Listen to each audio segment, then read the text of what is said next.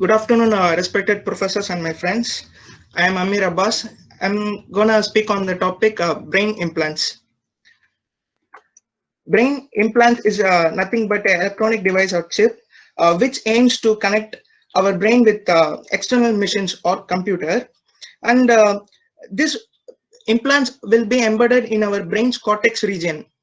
Cortex region is a outer layer of our brain, and this brain chips are capable of receiving, transferring signals from our brain to machines or computers. So the real world Iron Man, Elon Musk, is an inspiration for most of us.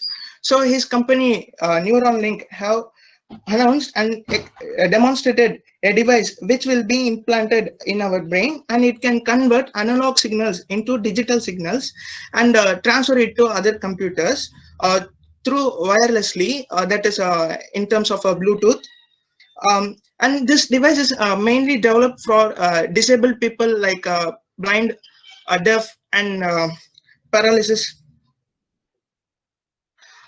And this is that device. This device has a dimension of 23 by 8 mm, and it has 1024 electrodes, which will be embedded in our cortex region. And since this uh, device is so small, it can be fixed in our skull, and it will not be noticeable. And it is powered by a battery. Sorry. Since it is powered by a battery, we need to charge it. So inductive charging is done. That is wirelessly, it can be charged. Neuralink have also developed a robot, a surgical robot, which can insert this device in our brain. Since we are going to use so minute electrodes, which is about 4 to 6 micrometers, we need a robot to embed this electrodes in our brain. This robot is capable of doing this procedure in just 1 hour, and without any general anesthesia, and that patient will be able to leave the hospital on the same day. And Neuralink have also tested this device successfully by inserting it into pigs, and they have got results. So this is the device, surgical robot, which they are going to use. So in this first image, they are making a hole, and next these electrodes are being implanted in our brain, and it is sealed. So Musk have demonstrated by inserting this device in a pig's brain, and it was able to send real-time signals from that pig's brain to a computer whenever that pig touches or sends something using its snout. So these blue color waves are nothing but signals that were obtained from the pig's brain.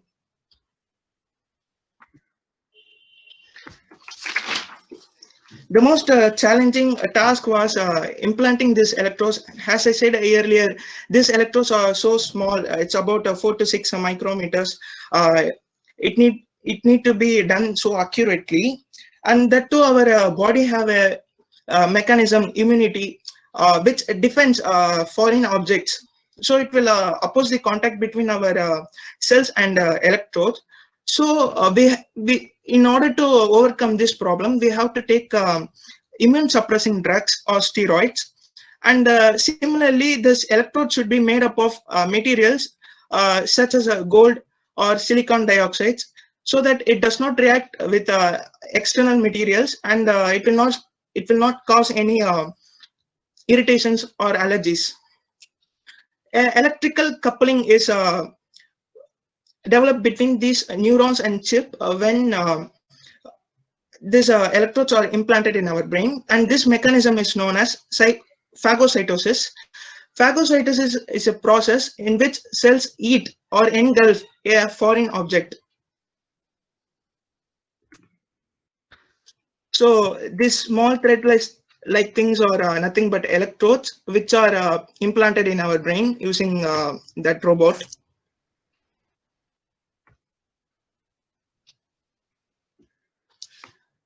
And another disadvantage is that we can't get signal from a single neuron. So we have to get signals from a group of neurons.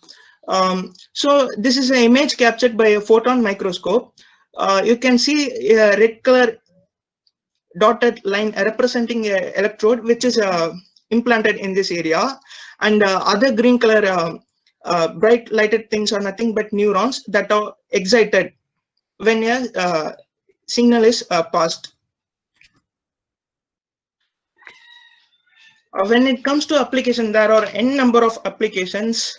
It is mainly developed for, as I said earlier, blind people, disabled people, and extra. We can also get extra benefits, like we will be able to see infrared rays and ultraviolet images.